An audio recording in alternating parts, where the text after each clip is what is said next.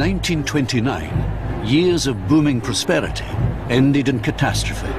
The market broke very sharply and a lot of people were wiped out with it. Il y a un peu moins de 100 ans, l'Amérique avait déjà tenté le coup des droits de douane punitifs. Une décision motivée par une situation économique critique qui avait entraîné des représailles en chaîne et l'effondrement du commerce mondial. C'était en 1930, au début de la Grande Dépression, et le bilan n'a pas été des plus fameux.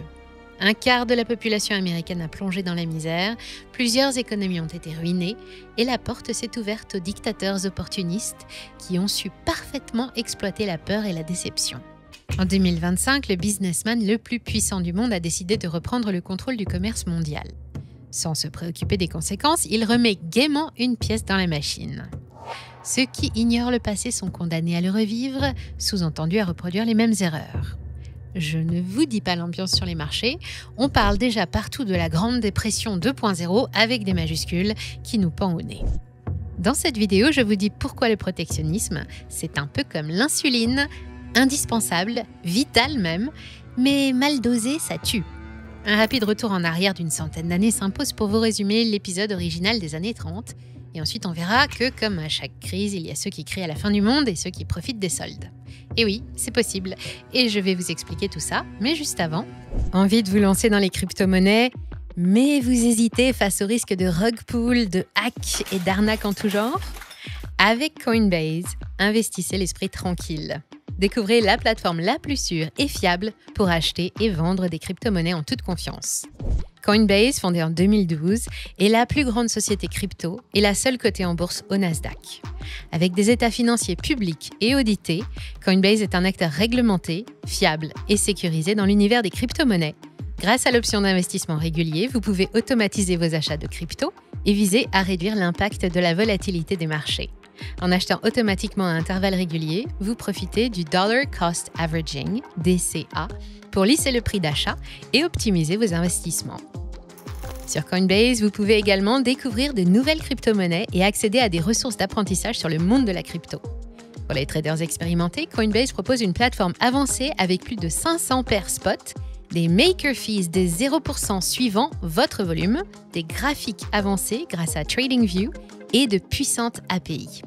Et avec Coinbase One, l'abonnement crypto ultime, vous bénéficiez de frais de trading nuls, de récompenses de staking boostées et bien plus encore, le tout pour un prix mensuel unique. Bénéficiez de l'offre exclusive Money Radar pour chaque nouvel utilisateur éligible ayant créé un compte et effectué une première transaction. Coinbase vous offre 15 € en Bitcoin en récompense. Le lien est en description. Soyez les bienvenus, nous sommes sur Money Radar.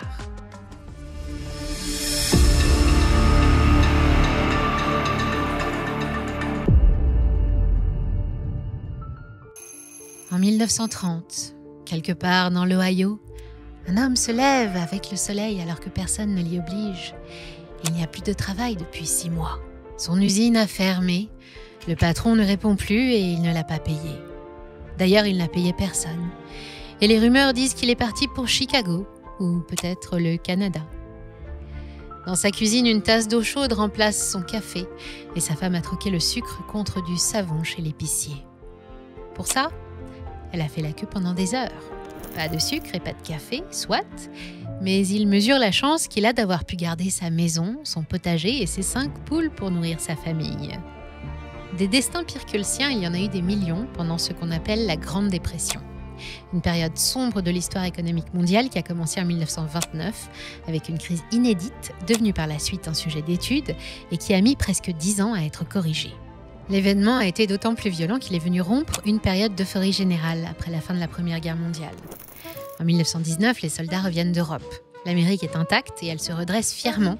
On construit, on consomme, on rêve en grand. Les années 20 explosent comme un feu d'artifice. C'est l'époque des radios, du jazz et des gratte-ciel. La voiture devient un objet du quotidien. Les femmes dansent, fument et votent pendant que Wall Street grimpe. Le grand public découvre les marchés boursiers qui deviennent très populaires. On parle de nouvelle économie et désormais plus besoin de produire pour gagner, il suffit d'investir. Tout le monde se met à la bourse, le coiffeur, le facteur, la couturière, et on achète des actions à crédit. On parie sur l'avenir comme on mise sur un cheval, mais sans aucune crainte. Acheter des actions, c'est ultra tendance, ça ne peut que monter. Jusqu'à ce 24 octobre 1929. Ce jour-là, tous ceux qui ont acheté des actions à crédit prennent peur. Il faut dire que toute cette effervescence commerciale a créé de l'inflation que la Banque fédérale se propose d'endiguer par des hausses de taux. À partir de 1928, ils entament leur ascension, ils passent de 3,5 à 6% juste avant la crise. Si jamais les cours des actions achetées à crédit venaient à baisser, les porteurs ne pourraient pas rembourser leurs dettes. Alors, ils vendent. Des millions de titres sont mis sur le marché, mais plus personne n'en veut et les cours s'effondrent. En quelques jours, des fortunes s'évaporent, les banques ferment et les États-Unis basculent dans la peur. Les bénéfices des entreprises sont réduits de 90%, le chômage passe de 1,4 à 12%. L'économie se contracte violemment et la production industrielle est amputée d'un tiers. Les entreprises licencient, puis ferment, dans l'Ohio comme partout aux États-Unis, puis dans le monde et en particulier en Allemagne. L'Occident tout-puissant découvre soudain les soupes populaires et les bidonvilles. En 1930, l'Amérique cherche des coupables et comme elle le fera encore par la suite, elle se tourne vers l'extérieur.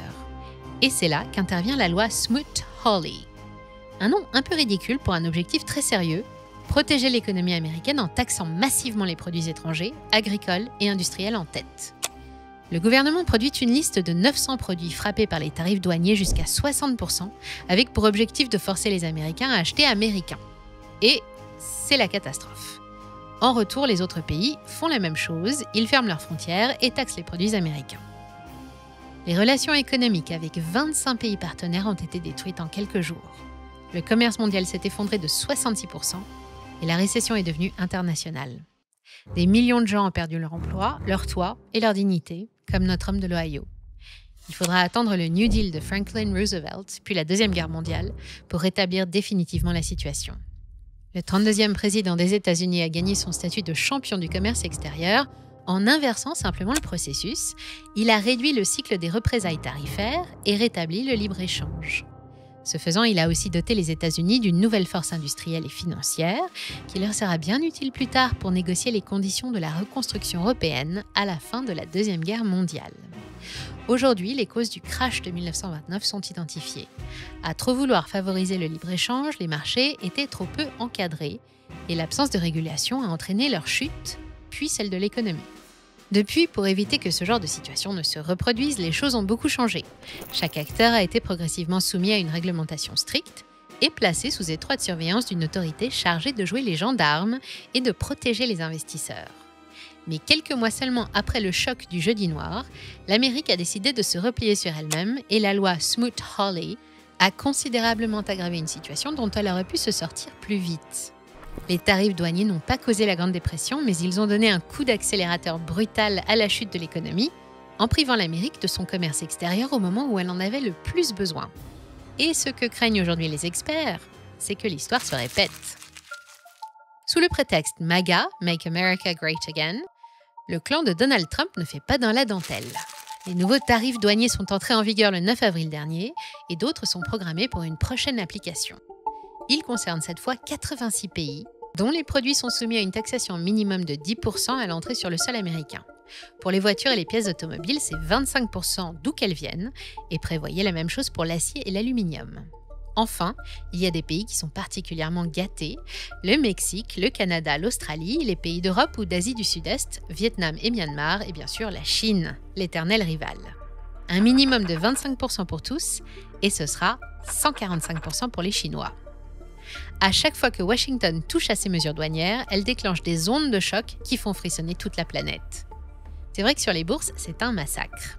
Depuis le 1er avril, le SP500 recule de près de 14%, l'Eurostoxx de 4,6%, le CAC 40 moins 5%, le DAX moins 8%, les places de Hong Kong, Tokyo et Taïwan perdent tout entre 10 et 15%, et l'indice MSCI World recule de 12%.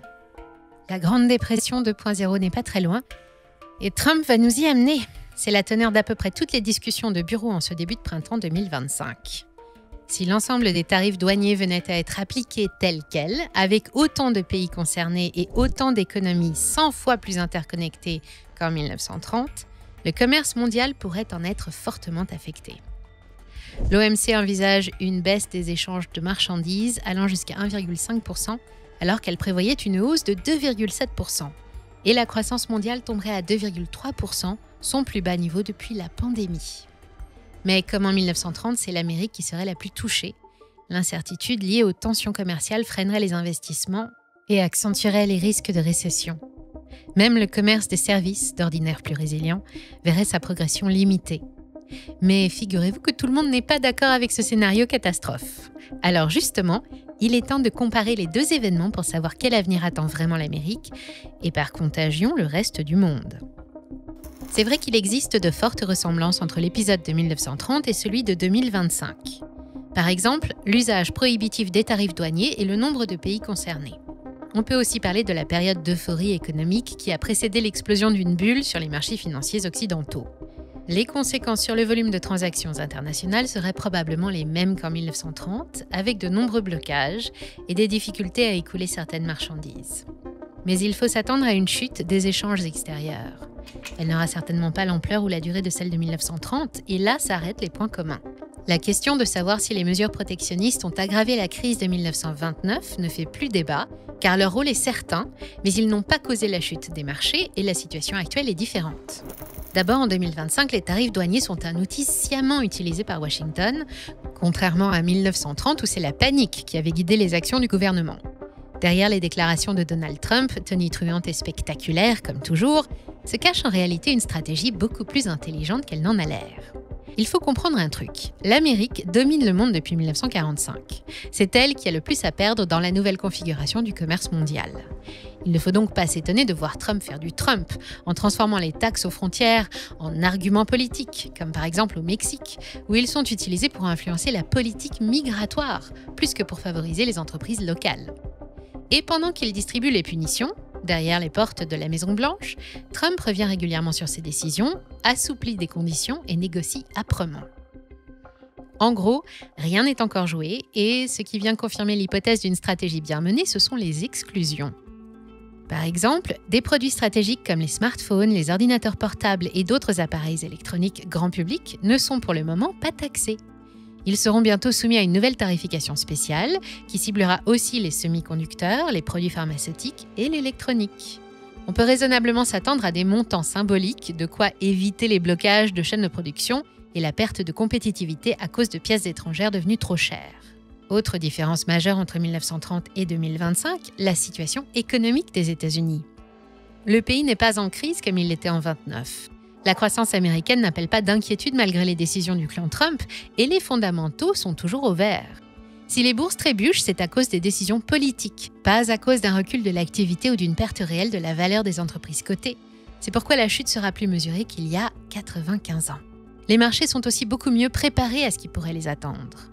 Alors oui, les réactions sont électriques et oui, à court terme, il faut s'attendre à des secousses sur quasiment tous les secteurs et toutes les zones géographiques et ça va durer jusqu'à ce que Donald Trump soit satisfait.